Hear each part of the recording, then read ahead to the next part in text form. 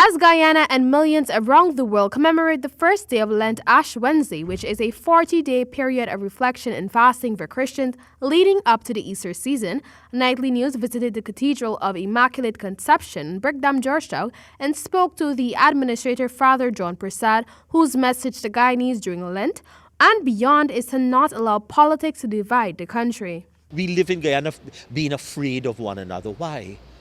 Because in some past time, our ancestors and other ancestors fight with each other. Why? Why we must be scared of each other? Because we look different. Because we think differently sometimes. Because we support different political movements. No. We could still be brothers and sisters. So there's so many little things that I think we can do to deepen our relationship with God and with one another.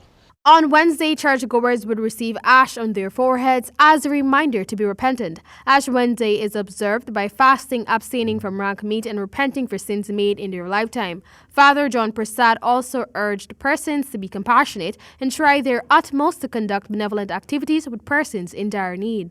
What about trying to be kind rather than not be kind? What about trying to be helpful in different ways that present themselves to us? As I left Mass this morning and was going across, a gentleman came up to me. I mean, he sleeps on the streets. He was really unkempt, but he was appealing to me for some food. I took him over to my apartment and I sat him down and fed him. Now, I don't want to be talking about this necessarily, but it's one of the things we can do. Nobody might see it. Additionally, Ash Wednesday is considered a day to cleanse the soul and body. According to Father Prasad, who has been preaching the Word of God for the past 35 years, Lent is a time where desirous persons are renewed and refreshed through the Lenten observances. Father John touched on the significance of the 40 days of Lent in keeping with the knowledge he garnered from the Bible.